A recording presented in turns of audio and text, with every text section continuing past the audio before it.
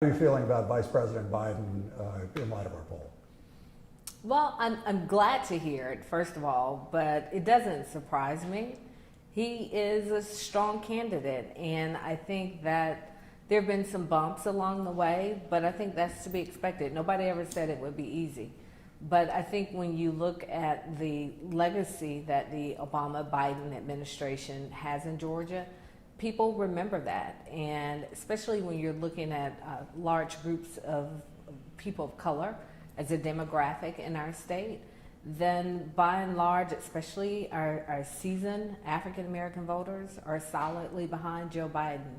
So I'm glad to hear that your polls have confirmed what I see and hear as I'm out and about in Atlanta. Does it make sense that some Democrats would say, yes, I'd vote for Biden against Trump, but not for the other Democrats? I think so, because the candidates are so very different. When you look at Vice President Biden, you're looking at what's now being described as a moderate candidate. And he and I chatted one day and he joked about that. It's like his first time he's ever been called a moderate. And then when you look at candidates like Elizabeth Warren and Bernie Sanders, they're much further left. So it makes sense to me that he would stand apart from those two in particular. And do you think the Democratic voters are craving moderation? I think that people want stability. And I think they want a voice of reason and a voice of wisdom. And I think that aligns with who Joe Biden is. We need stability in this country. There's so much anxiety and so much uncertainty about where we're headed. We are in uncharted territory, and we know what type of leader Joe Biden is. And people don't know Elizabeth Warren and Bernie Sanders and some of the other candidates in that way. They're all brilliant people, great leaders, but I think Joe Biden sits apart from the other field of candidates for a number of reasons. Is there anything about Vice President Biden's age that worries you? It doesn't worry me. He's a vibrant man. I've seen him take steps two at a time that I've had to take one at a time. So it doesn't concern me. I think some of the things that people are seeing with him, some of the gaffes and things, that has nothing to do with age. That's who Joe Biden has been for a really long time. And something I think that people don't give a lot of thought to, but they probably should. Joe Biden had a terrible stutter as a child.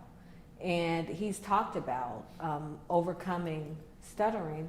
And I think sometimes when you see him get a little tripped up, I think, I'm not a speech therapist, obviously, but I think that that's probably what you're seeing in these very stressful moments. But intellectually, he's solid. Physically, he's solid. And I think it's something to be said for wisdom. He seems to be doing better among African American voters than Kamala Harris and Cory Booker. Does that surprise you? It doesn't surprise me because, again, I think if you go back to the 8 years that African Americans had an opportunity to get to know Joe Biden as he was a part of the Obama-Biden legacy, that was an important time period for African Americans and by and large viewed favorably. And people just don't know Kamala Harris and Cory Booker in the same way that we got to know President Obama and Vice President Biden. How do you view the November election against Trump, regardless of which Democrat gets nominated?